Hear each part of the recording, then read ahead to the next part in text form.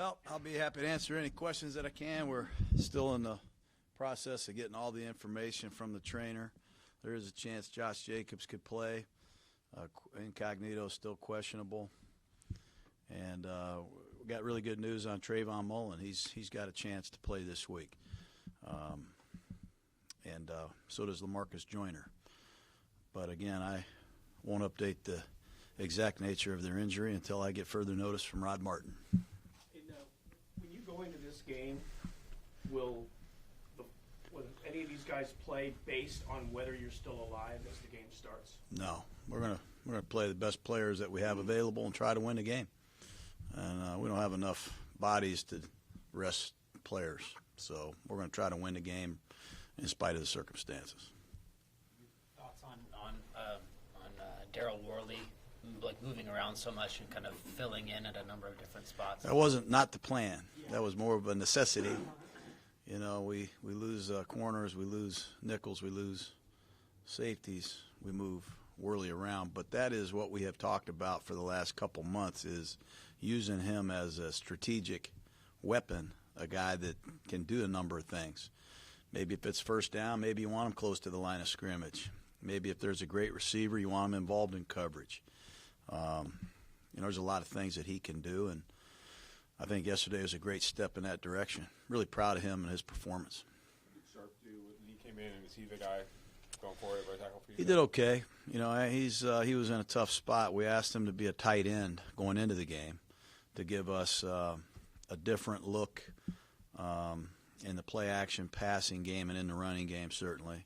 He's not a great route runner yet, but Brandon Parker struggled, and we made a change, and right now the ball's in Sharp's corner. We plan on starting Sharp. He deserves it. He did some good things as the game unfolded.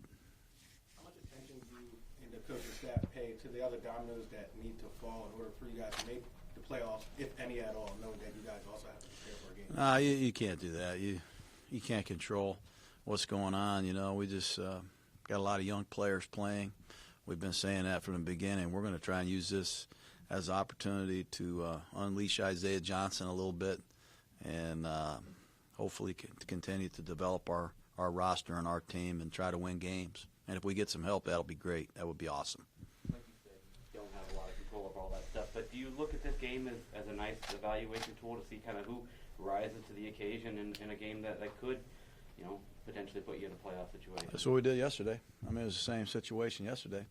We had some guys really step up big time. So, you watch Renfro and Worley and DeAndre and a number of other players that really did a good job. So, yes, that is part of the plan. What has Compton brought you? Compton? Yeah. You know what? He had like 12 or 13 tackles. He's wearing the green dot, which means he's the man communicating with Gunther, making the adjustments, making the calls, the alerts, checking out of coverages and into blitzes and vice versa. He got a great demeanor about him, very poised, very calm. I went out there on the field to check on one of our players, and he got on my case for not smiling, not having a good time. He's a weird dude, man. He loves football, and that's why he fits in here. But he's really made some plays and made an impact here at a position where we really needed him. How do you think Nevin Lawson played? Good, man, good. He played good. He had 3 or 4 PBUs, I think, in the first half. He covered a big tight end. He covered a slot receiver. He showed his ability to do a couple different things, and he's always been a good tackler. And the one thing about Lawson that is really impressive is his versatility. He can be a nickel. He can play on the outside, and he can play on special teams, and he likes football too. With Trent Brown on injured reserve, do you anticipate him having surgery? I don't think so. Yeah, I can't really update you on that right now. He's still on the mend, but I don't believe so. John, you mentioned a couple times with all the moving parts around Derek, how proud you are of the way he's played. But with all those moving parts around, how tough is that going to be? I know there's still one game to go, but how tough is that going to be to assess his play this year with all those moving parts around him and what he's been able to do? It's not hard. I mean, we spent a lot of time together. He's done a lot of good things. I know there's a lot of swirling reports out there, but Derek's done a great job. He's done a heck of a job for us. Hunter, you mentioned him earlier. Hunter, first game back, yesterday, coming back from a tough injury. How do you think he played, and what does he add to the offense when he's out there? He played great. That was his first 100-yard receiving game since high school. So, it was pretty cool. He showed he can make some yardage after the catch. He also showed he can block. We ran a toss crack, and he cracked the defensive end, did a nice job. He had a couple nice punt returns, and he really saved field position one time by somehow stopping the bouncing ball from bouncing inside our 5. He made a great effort in the return game, and he just gives you such a sense of confidence in some tough passing situations. He can run different routes, and he's very friendly with his route running style. He rarely fools the quarterback, and he got a lot of savvy for a young guy, to say the least. What made the run defense so successful yesterday? I think it was a number of things. I think Paul did a good job. We moved the front a lot, and the Chargers, they didn't really stay persistent to the run either. But, I thought our guys got off blocks. We stunted the front a little bit. Compton made a lot of tackles, and it was a combination of a lot of those things. What are characteristics that's kept DeAndre here for 4 years under different coaches with there's always another lead back in front of him, but he always stays.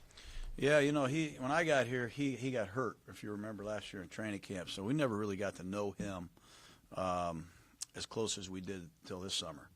But when you're around him, you see a guy that is really professional. He knows who to block. He knows exactly what to do, and he can run the ball inside or out. He doesn't make mistakes. He won't fumble it.